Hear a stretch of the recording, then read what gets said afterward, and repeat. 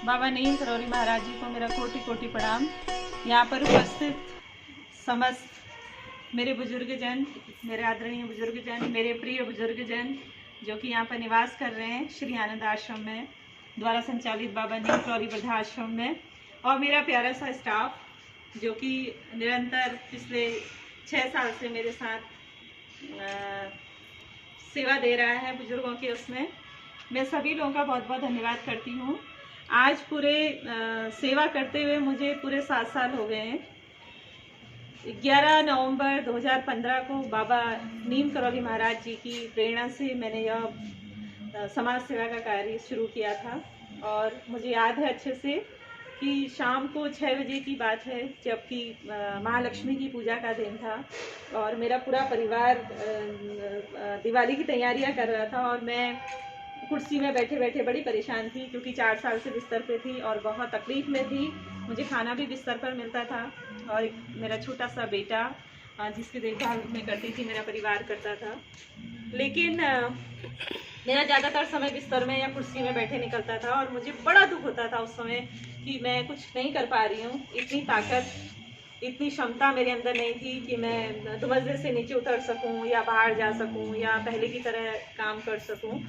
तो बहुत ही कहते हैं ना, मन बड़ा शांत हो रहा था कि देखो कितनी ताकत शक्ति मुझ में थी और आज मैं ऐसे ही कुर्सी पर बैठी हूँ, कुछ भी काम नहीं कर पा रही हूँ।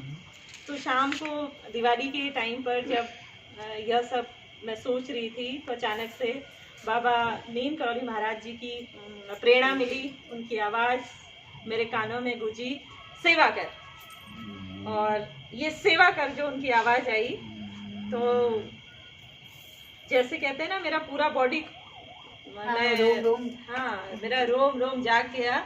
एक प्रेरणा मिली, उत्साह जगा और ऐसा लगा कि मुझे बाबा जी ने जो आदेश दिया है मुझे उस पर काम करना चाहिए। अब सेवा कर सुना तो सेवा, किसकी सेवा करूं?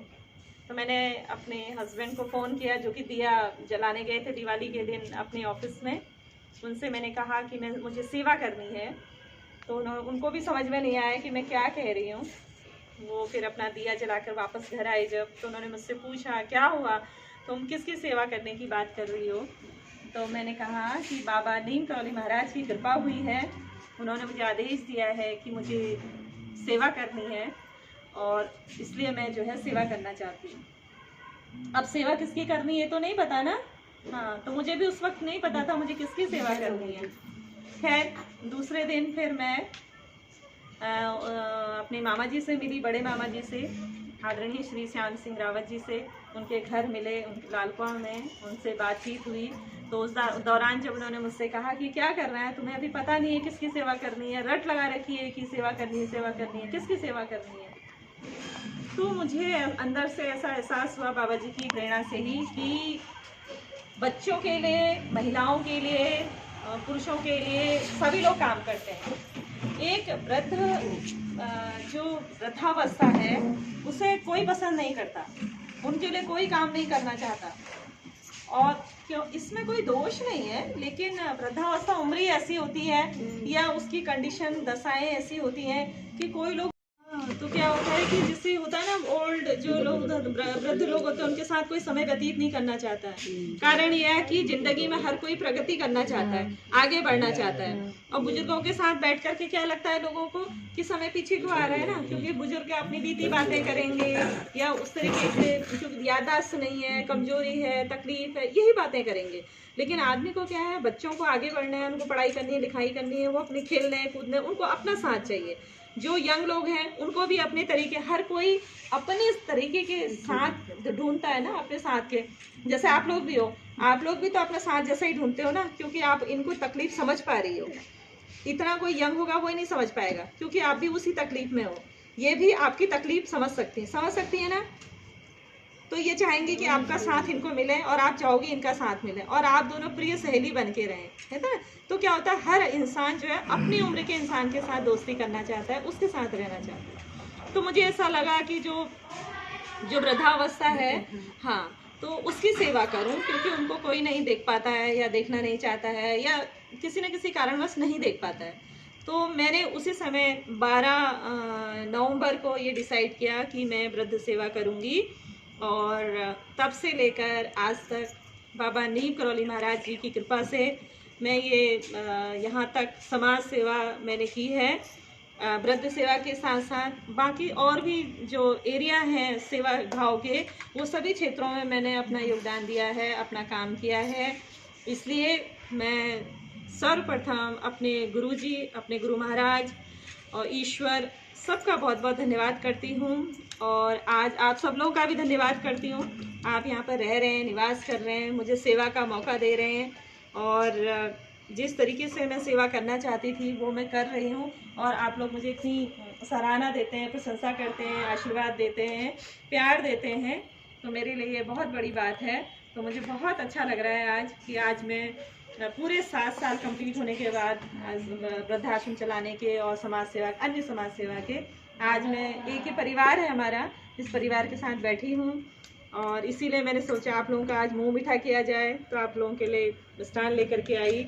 और अभी आपके लिए नाश्ता, चाय नाश्ता बना रखा है हाँ ना, चाय नाश्ता बना रखा है, वो आप सब लोग स्वीकार करें और ढेर सारा आशीर्वाद दें कि इसी तरीके से आपका परिवार वालों को भी ढेर सारा जय श्री राम।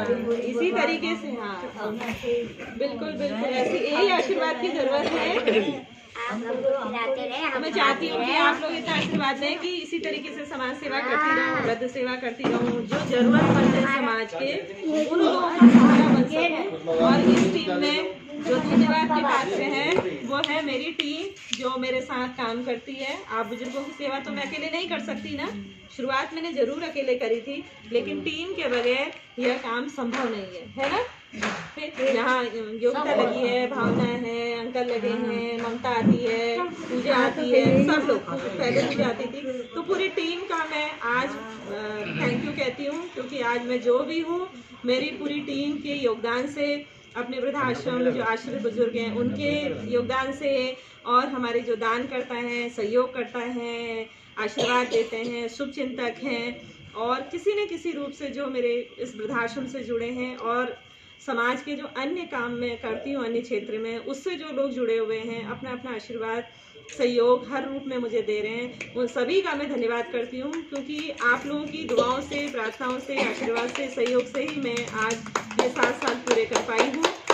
और इतना प्रेम आशीर्वाद मिला, और 3.5 साल के मात्र एक छोटे से सेवा कार्यकाल में जो राज्य पुरस्कार मुझे मिला, तिलू रौतेली राज्य पुरस्कार, उस सब के लिए भी आप सभी लोग का मैं धन्यवाद करती हूँ, क्योंकि सबके सहयोग से ही इतना बड़ा राज्य पुरस्कार इतने कम समय में पाने वाली मैं पहली महिला हूँ इस एरिया में। और इस सब का श्रेय यहाँ की हल्द्वानी की जनता और मेरे दोस्त, मेरे सहयोगी और मेरा परिवार, उन सब के सहयोग से ही हो पाया। क्योंकि अगर मेरा परिवार सहयोग नहीं करता, या फिर वो मुझे बाहर जाने की इजाज़त नहीं देता, या मेरे साथ कंधे से कंधा मिलाकर नहीं चलता, तो मैं यहाँ तक आज नहीं पहुँच पाती और ना ही ये काम कर पाती। तो सर्वप्रथम उनका भी एक बहुत बड़ा योगदान है। वो लोग मुझे न केवल इजाज़त दी समाज सेवा की, बल्कि मेरा परिवार, मेरी सासू माँ, मेरी ननद, मेरे पति, मेरा बेटा, और सभी लोग जो है यहाँ पर अपना अपना सहयोग अपने अपने तरीके से देते हैं, राशि के रूप में हो, चाहे आर्थिक हो या सामग्री के रूप में हो, या फिर मुझे कोई गाइडेंस देनी हो, तो वो सब लोग अपना अपना सहयोग करते हैं। मेरे माता पिता हैं, उन्होंने भी बहुत मॉरल सपोर्ट मेरा किया है, और जितना वो अपनी तरफ से सहयोग आप लोगों के लिए कर सकते हैं, वो भी समय समय पर आप लोगों के लिए करते हैं। तो मैं सभी लोगों का बहुत धन्यवाद करते हुए, आप लोगों का धन्यवाद करते हुए, टीम का धन्यवाद करते हुए, और बाबा जी का जोर से जयकारा लगाना चाहती हूँ। बोलिए नीम करौली महाराज की जय, करौली महाराज की जय, नीम करौली महाराज की जय। Thank you. अब आप लोग